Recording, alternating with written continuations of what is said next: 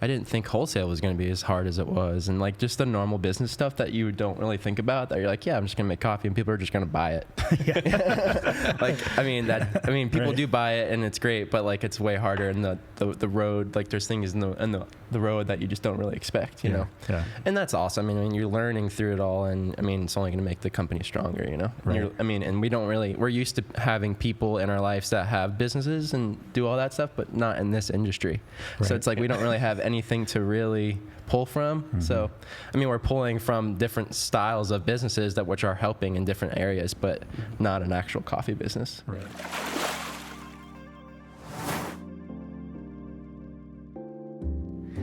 Welcome to Little Fish, the podcast where we honor, celebrate, and learn from small business owners and nonprofit leaders like you.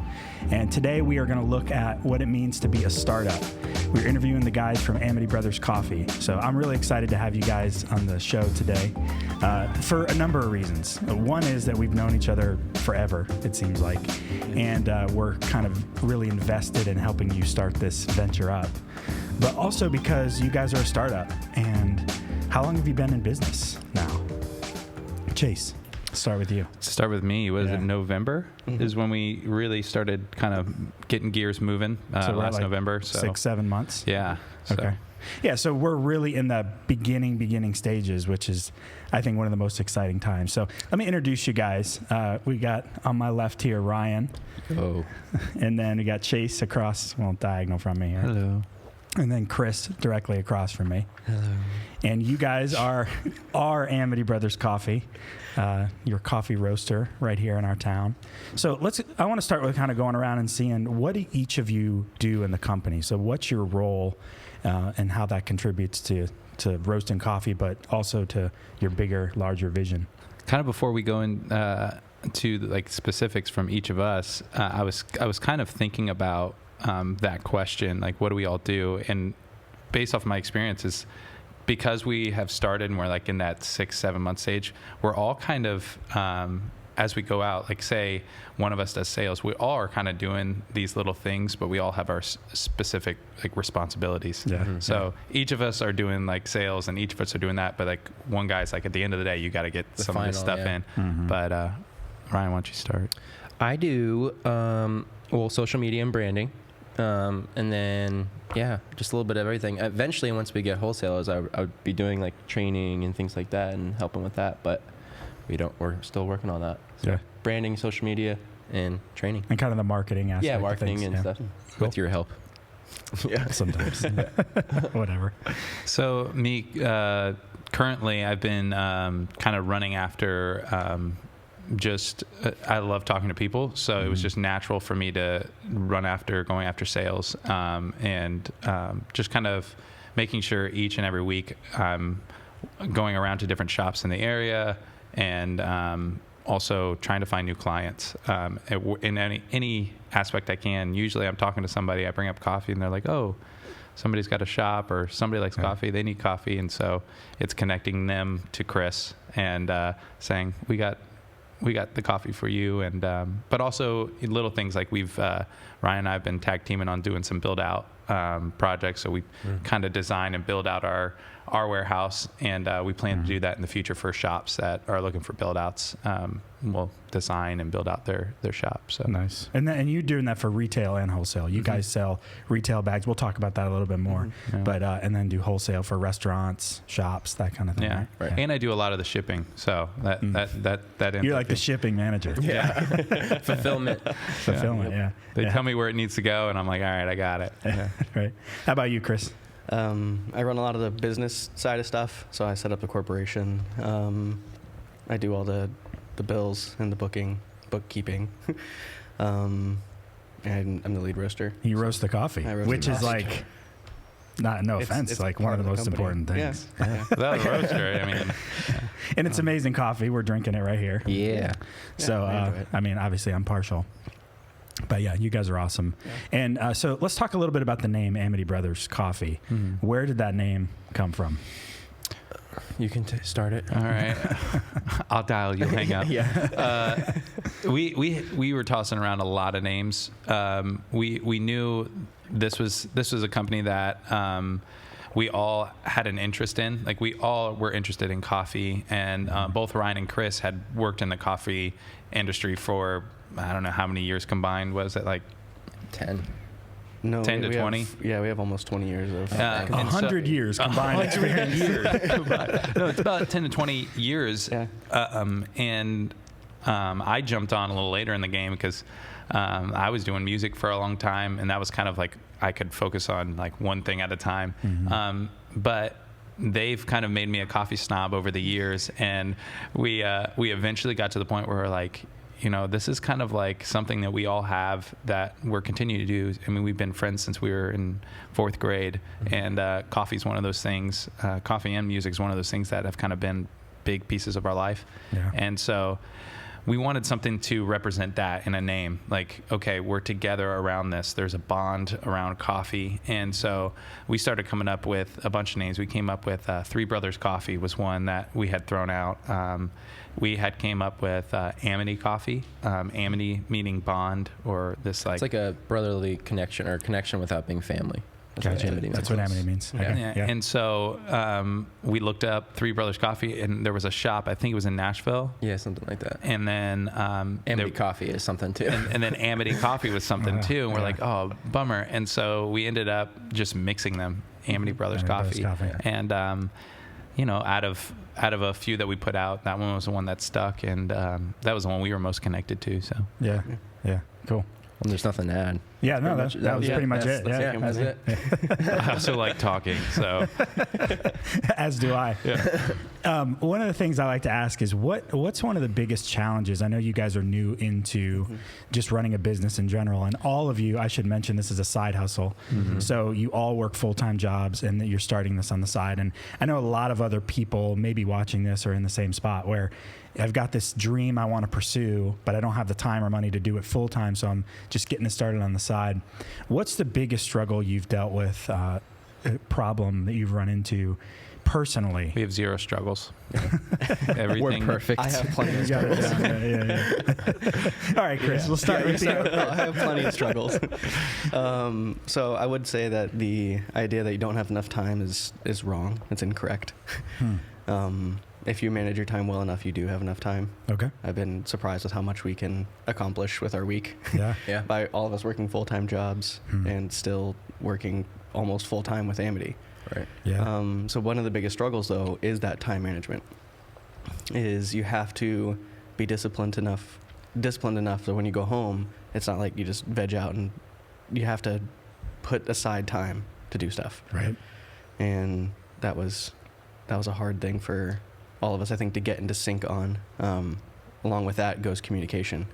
We've really been trying to, thanks to Chase, work on communication. As a business with 3 people, we don't want to run into the speed bumps later on because we didn't learn to communicate well in the beginning. Yeah, because everyone's got maybe a direction they want to go at different times. Oh, I want to do this. I want to do that. Which is interesting because we sit and model, and a lot of the things we bring up are not... You model? Yeah, we model. A lot of the things we bring up, we see in other strong businesses, like watching how you run Notion, just from the sidelines. We take from that. We take from good leadership when we see it, because that's something that you can't always read that in a book. Sometimes you have to see it in example, and so we take all the strong leaders around us and we start to apply what we learn, and that's been a really good thing. And I would also say one of the struggles is learning to sacrifice, going along with time. There's things I know there was a crap ton in my life that I wouldn't be able to do all of that and roast, or help this process. So it's like, okay, I'm going to give up these things in my life and invest in what I'm doing now for a greater reward later on. But I guess I have to edit what I said. It's not that you always have time, but if it's a priority, you will have time. Yeah. Right. If your priority is going home and sleeping or playing games or whatever, then you won't have time. So you have to make time for the things that are important. Yeah. Anything for you, Ryan? I mean, that's what I was going to say. It was just finding the balance between everything. That was like the hardest. And then, I mean, the normal, like, I didn't think wholesale was going to be as hard as it was. And like just the normal business stuff that you don't really think about, that you're like, yeah, I'm just going to make coffee and people are just going to buy it. People do buy it and it's great, but like it's way harder in the road. Like there's things in the road that you just don't really expect, you know? Yeah. And that's awesome. I mean, you're learning through it all. And I mean, it's only going to make the company stronger, you know? Right. And we're used to having people in our lives that have businesses and do all that stuff, but not in this industry. Right. So it's like we don't really have anything to really pull from. Mm-hmm. So, I mean, we're pulling from different styles of businesses which are helping in different areas, but not an actual coffee business. Right. You know? Yeah. And we're trying to reach out, but that's also hard too, because they're running companies and they're not willing to, take some time. But that's it. And there are small things within each field that we do. So like we actually blew up pretty fast within our wholesale arena. Yeah. To the point of we need a new roaster. We need something bigger to fill all our orders. Because your current roaster, you can only roast. Tell me a little bit about that, because I think that's kind of interesting, just real quick. So our current roaster is a 2 kilogram roaster, a 2K. So at the end of the roast, I get about 3.5, depending on the roast, pounds out. Okay. 3.3. Mm-hmm. And like this week we had 106 pounds of wholesale going out. Okay. So, and how long does about 3 pounds how long does it take you to roast? Depending on the roast, it will change between like 8.5, 9 minutes to 10 something. Just a little over 10. Oh wow. The bean. And that's different bean, that's right when I pull the beans into the drums. Yeah. I usually let it cool down. You have to wait for the temperature to get back to where I want it before you drop it. There's a cooling tray, so there's between each roast you can get about 3-ish done. In an hour. Mm-hmm. Yeah. So that's some serious time management. Yeah, right. So you've got all this coffee to get out the door. You've only got a certain amount of time in the day. Yeah. Plus, it's a side hustle, so you've only got a certain amount of hours you can roast outside of your full-time job. Mm-hmm. So that's. And I was going to ask the struggles or the problems, the challenges you face within your industry. So that you talked about the challenges that you face personally and kind of growing a business on the side. But what about your industry? Tell me a little bit about that. I mean, at least what I've found, just as one of the guys that are mainly focused on going to other shops, and like where we're at in Sarasota is this third wave coffee movement is kind of becoming more and more popular. It's starting to kind of blow up as more and more shops are popping up. What's third wave? Because that you guys have said that before. And so what does that mean? The first wave is that initial boom of coffee, the Maxwell House, the Folgers, the idea of ground coffee in a can, and it lasts. or a sealed square package. And from what I've heard, it was really popular, especially with soldiers going overseas to have something they can throw in. It's that just was that juice, man, that caffeine juice. Caffeine juice. And it was roasted. Most of the time, it was over roasted, and it lasted a lot longer, and it had that strong taste to it.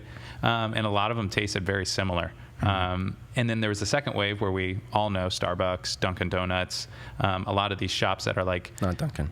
Oh, not Dunkin'. Yeah. They were the first wave. Yeah. They were 1.5. I guess so. 1.5. They do taste like it. Though, my parents like Dunkin' better than Starbucks. I'm thinking yeah, go ahead.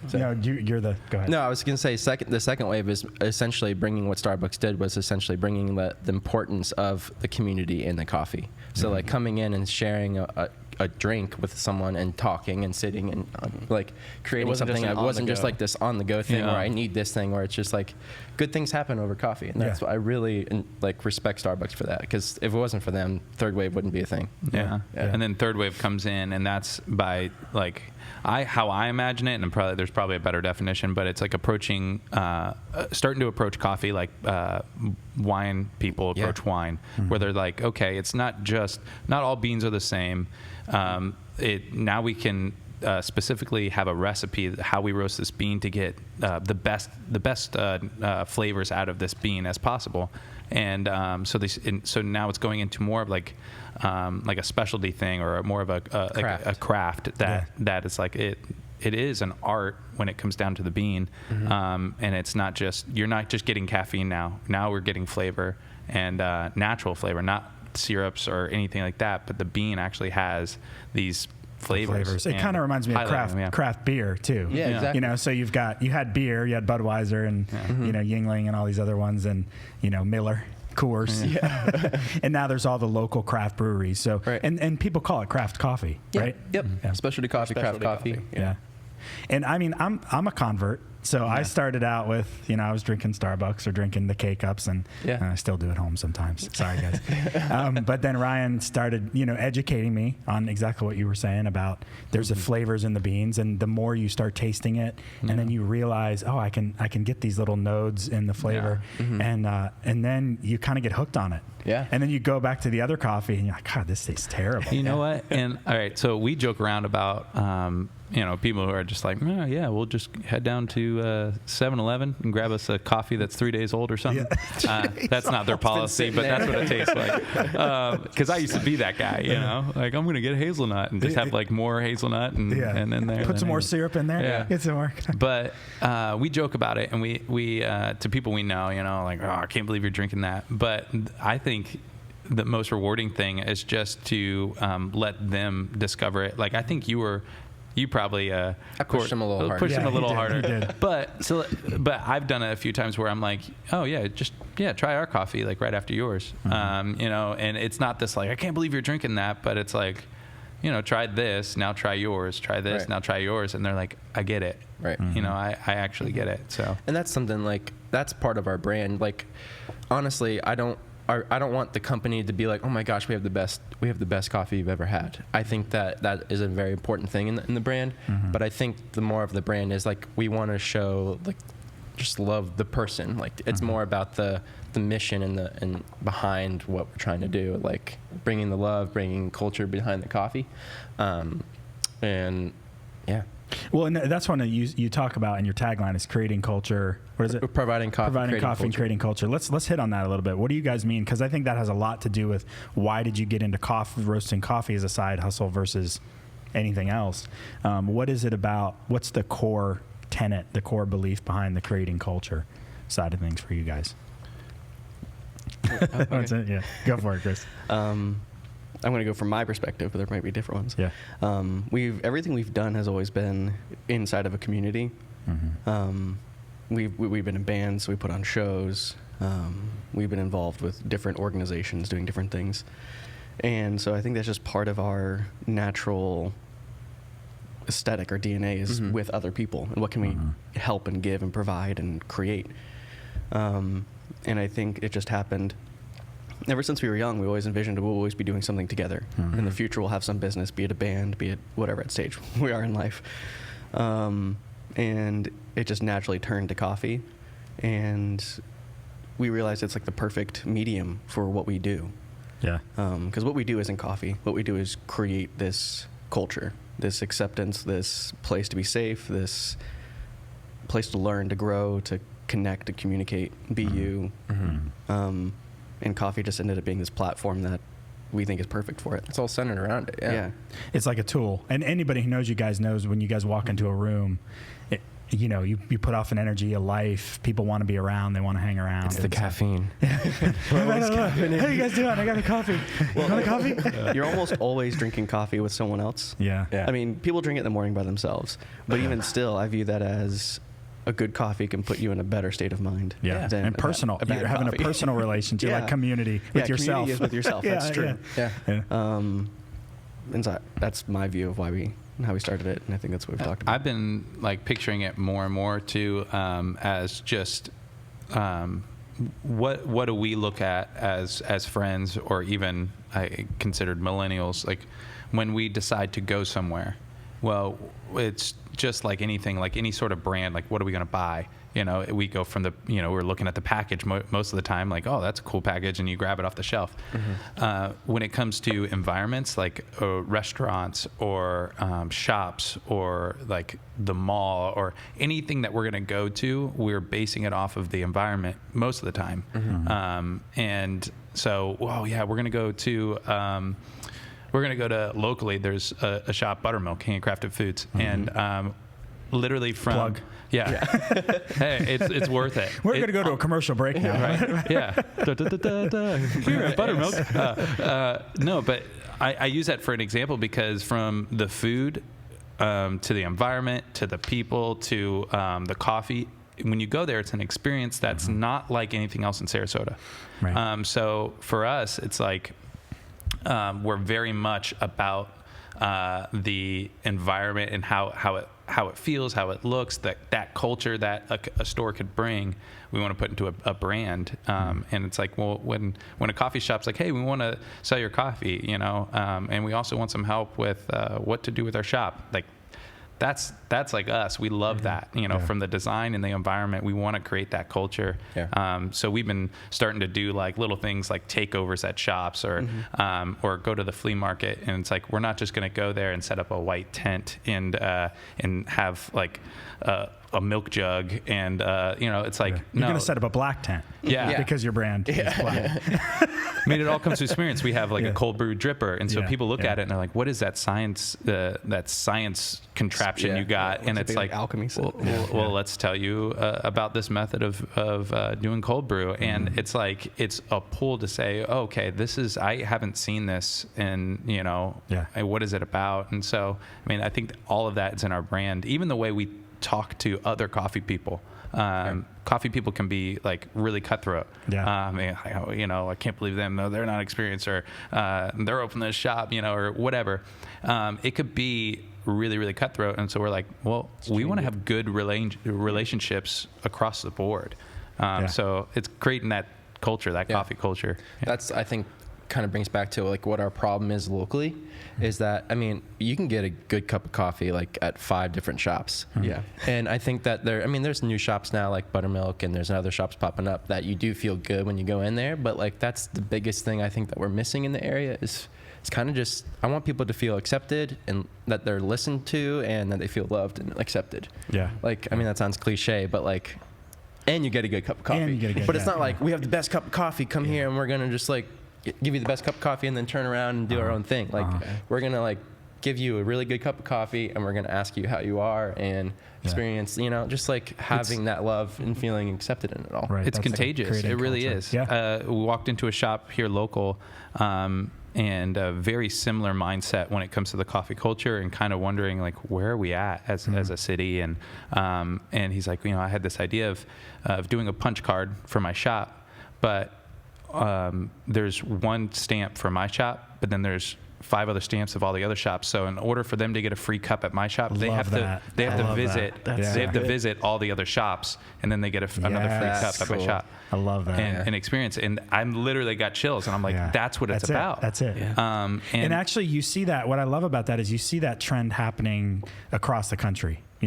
Maybe even across the world, I don't know, but across the country, where there's this return to local, and it's been happening for a little while. But craft beer is a big part of that too. Where I know the craft beer community is very much like that, but you see it with coffee, you see it with people supporting more local service businesses, trying to make it about how do we create community and continue to foster that community. And I love that there's a return to that, and I think millennials are a big part of the return to that. You have this, but also still being connected with the larger. The larger community in your industry or whatever. So I love that. That's a great idea. Yeah. And we went to an event I went for a little bit last night. It was a barista throwdown, right? Latte art throwdown, yeah. Same thing. Well, it was titled barista throwdown, I think. What is a latte art throwdown? So obviously when you're a barista, you steam milk, and you have different styles of milk. You have like nut milk, oat milk, and normal milk. And cow milk. Yeah, normal milk. Cow milk, I guess. And it was actually cool. I've never seen a throwdown, but he actually had dice, and on either side of the dice had different styles of art. So there's like the heart, the Rosetta, the tulip, and then on the other dice had different alternate milks, which I've never seen that. So you like roll the dice, okay, then you got to do a Rosetta, and you got to do it with oat milk. And then there's 2 guys that go in, and then they do it, and then they have judges, and they count to 3, and you pick. And then they had like 42 people. Wow. Dang. So then they had 2 people, and then the winner with that, and it's like a normal bracket system, but that's pretty much how you do. And then they have raffles, and they give like winners. The final winner won like a grinder and like $200 or something like that. Yeah. But I didn't go last night, but did they have to pull shots and everything? No, Evan pulled all the shots. and they did the art. Yeah. So they didn't you weren't tasting the coffee. They just dumped the coffee. Okay. Because I didn't realize, because I would be drinking coffee all night. You'd be like, a barista throw down maybe if they had like pull out their shots and everything. Yeah, that would be more like at the SEA. But there was, all right, so we've been to coffee events here local. We've been to different shops where they've like grand opening where a lot of people there. There was a lot of people there at the event. But when, the owner of the shop, Evan, stepped up and was like, hey, here's how it's going to go. And he's reading like the stuff. You can almost sense this like connective excitement.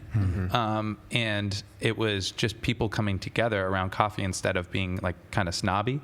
And it was a competition. So there is that like angst of like, you all right. feel it a little. But I mean, there was somebody who's like, I just pulled my first shot today for this competition, to people I've been pulling shots for like years.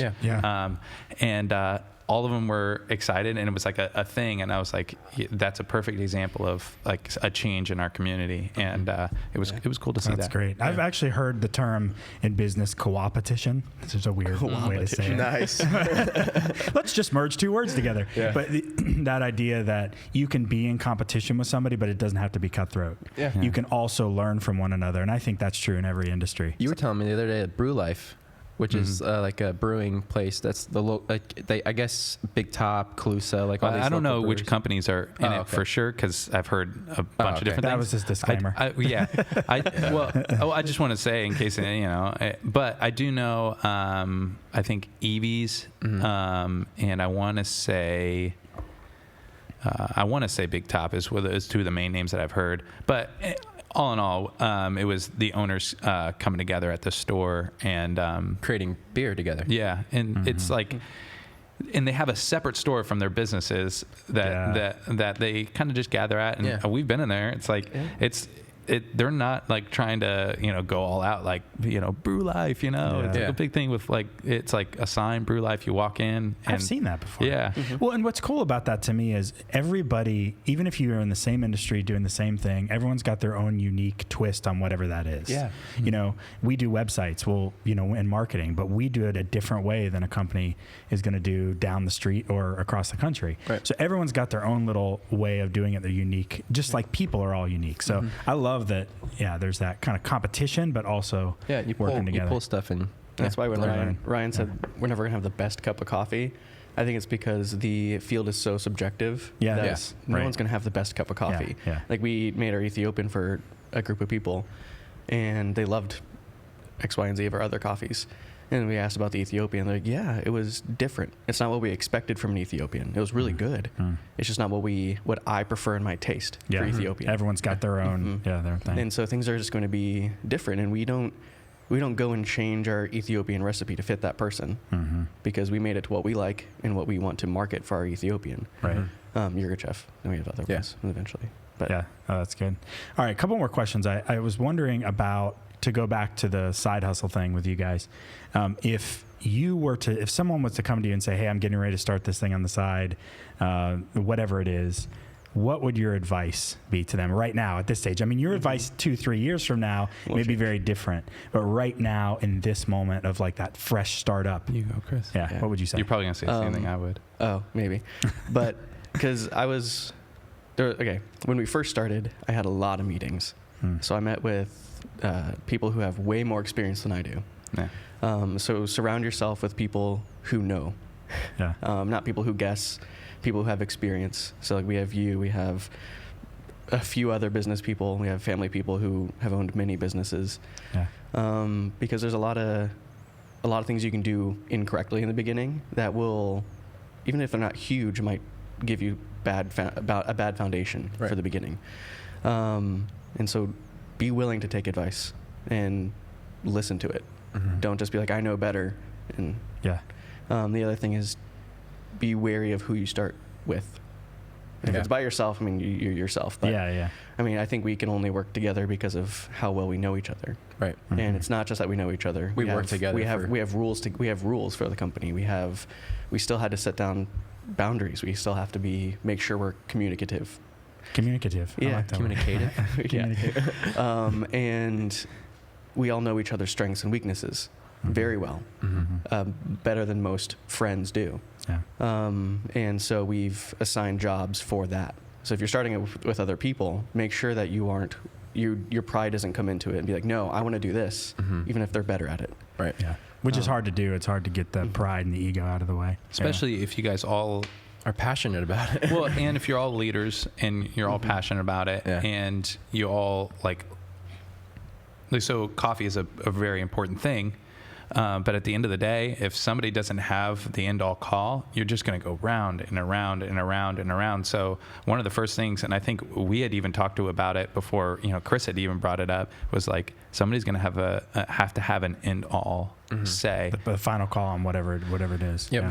Because we'll just go round and round and round. And, and we had full-time things going that were even kind of like more long-term in our path. And so we're like, this is Chris's thing. He's got to be the end all call. He's going to be the numbers guy. He's going to know the operations in and out. And so from the get-go, we're like, Chris, this is your thing.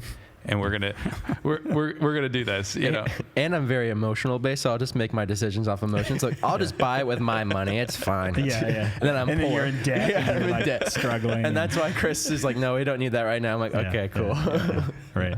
So it works out good, because in my mind also is like I'll be working on this and be working on this and be working on this, and I'll be doing that, and it's nice to have somebody above that that's like, especially in this case, because when I'm like not focusing on any sort of like leadership, I can get a lot of stuff done that brings something up. Right.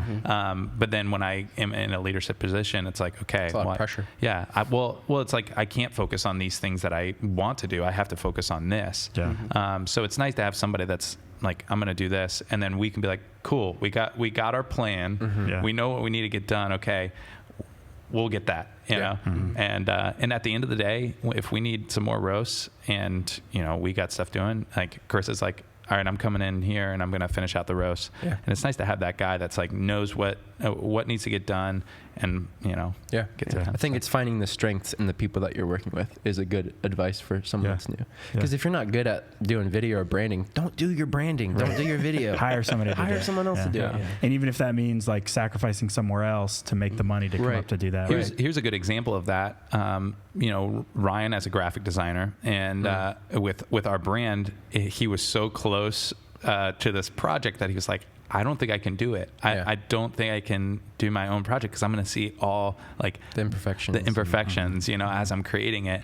And he's like, I also want it to be like, I want it to be an illustration. I mean, you could see the logo in the background, but I wanted it to be something that I wasn't good at. Like I wasn't good at illustration. I couldn't do it, and I wanted something. But I want to preface it by saying you are an amazing designer. Yeah. It's not like, I just kind of suck at design. No, yeah. But you were saying I neneeded to get outside of my perspective and get someone else's perspective on the logo, on the brand. He brought brought to the table well-known that has a lot of traffic on Instagram, and he was from California, right? It was a diner, Sacramento, and Daniel Patrick, and so he goes, I'm thinking about tossing the branding to Daniel Patrick. I'm going to sneeze. Mayonnaise. There we go. And he goes, I'm gonna do this. What do you guys think? It's going to cost this, and we're like, me and Chris as the numbers guy is like, no, and I was like, well, how much, but and I was like, you can do it, Ryan. And I was like, I believe in you. And so we didn't quite understand, but Chris at the end of the day is like, I trust you. This isn't my area of expertise, and I trust you. And I'm thinking, how's this going to work? And Ryan's like, you know what? I'll work on it. And I'll cover it because I believe in this. And I was like, okay, let's see how this plays out. And the impact that having Daniel do our brand was unbelievable. Yeah, it's a great brand. I mean, people will contact us just based off of our brand. They haven't even tried our coffee yet. Yeah. And I was like, that's a good thing. But then he plugs and he's invested in us. He like when we post something, he's like, dude, that looks awesome. Send me some pictures or whatever, And so that was a big lesson.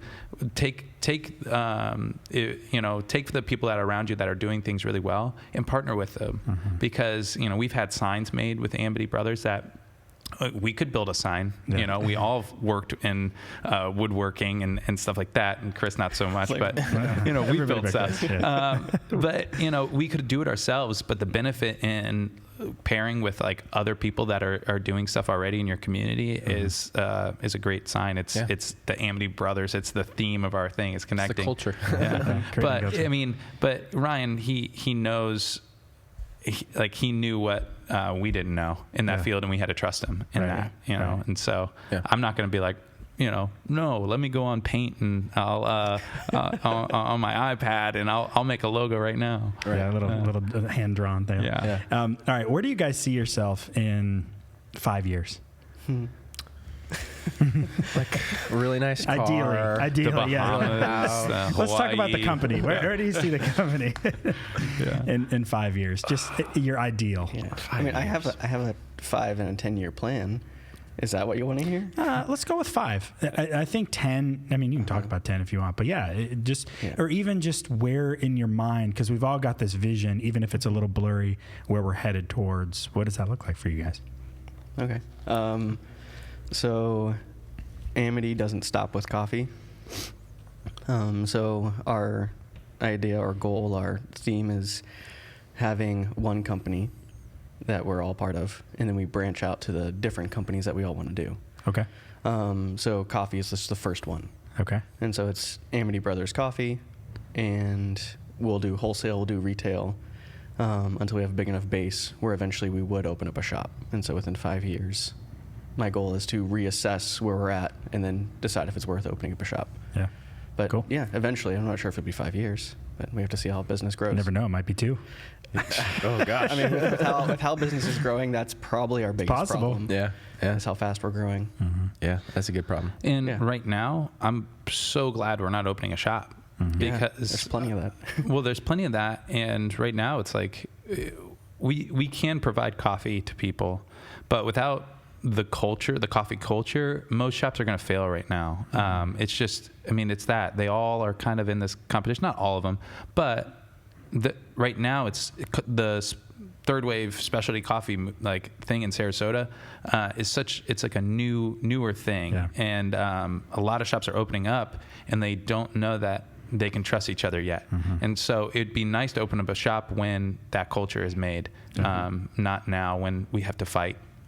I think we could be a part of it right now and kind of be the forerunners of it with the people that are doing it now and kind of pave the way for our shop to open up, you know. We don't really want to open up a shop where all the shops are either. We don't want to kind of like take away from what they're doing either too. So obviously finding a good location is really key too. But I think it's better to build our base as a company in the beginning and perfect your roasting and get your coffee where you want it to be. I think a lot of people get this idea of like they get the idea of their end goal and they want to start with it, you know. And so, you know, having the goals laid out and being patient is like one of the things that I fight, but we're patience, like, man. Yeah, we're getting good at, you know. It's just like, okay, this will happen, but these steps definitely need to be laid out very clearly before this happens, and don't jump the gun, you know, unless somebody's like, hey, you know, I'm going to pay for everything. You don't have to pay for anything. I'm like, patience is like even with our company, we're over 10 years in, and I still patience. Like, I'm not where I want to be. I'm not where I want to be, and there's just always that internal fight about where I am versus where I want to be. I feel old, and so that's probably my biggest struggle. You're starting to look old. You're trying to be patient. You're an old soul. No. Well, like, okay, so I'll be 30 next year. So you're not old. Oh, shit, I'm going to be 30. I have to start this. It's not too bad. Joel's 40. I know. Almost. And I know it's all perspective. Yeah, but it is. That's the, like Chase said, he's struggling with like the patience. Like, just get there. Like I struggle with that. It's like, I don't want to be 30 and not where I want to be. Yeah, right. But I'd rather set a good foundation and set us up for success and take the time. And then when you're 40, you'll look back and go, God, I mean, I cannot believe where we're at. Yeah. You know, it's like you're in the moment. You always feel like that, but then you look back. So, well, you guys are awesome. So if somebody wants to buy your coffee, where do they go? What do they do? AmityBrothers.com. AmityBrothersCoffee.com. Amity Brothers Coffee. I think we own Amity Brothers too. We do, but it's not. We better confirm that. Did you link it to Let's the go website? with Amity Brothers Coffee. Yeah, it's Amity Brothers. It's AmityBrothersCoffee.com. And they can even get a free sample there if they want, right? Yeah. And test it out, taste it before you buy it. Yep. We have free samples. We have shirts. Yeah, the shirts are nice too. They're high quality, like the soft, comfortable water-based t-shirts. Yeah. That was another thing stuff. I left to Ryan. Oh, there's the bags too. Oh yeah, we got a bag right here. This is the brand. That's the brand. Which type is that? This is the Peru Cajamarca. Okay. It's washed. And how many different roasts do you guys have now? 5. 5 roasts, and one of them's decaf, right? Yep. Even It's actually a really good decaf. Yeah. Surprisingly. Cool. Well, I'm excited. I love you guys, and I love what you're doing, and love the coffee, and yeah. Thanks for coming on. Yeah, Thanks for having us. Yeah. Nope. Cheers. Bye. Stay sweet. It's good. It's TJ. How long was that? About 1 minute. Hey guys, I'm Ryan. I'm the guy behind the scenes, and thank you so much for watching the podcast. If you want to watch more videos like this, make sure you click the like and subscribe button. And I also want to give a shout out to 81A Studios for letting us use the facility. If you want to learn a little bit more about them, make sure you go to 81astudios.com. Thanks.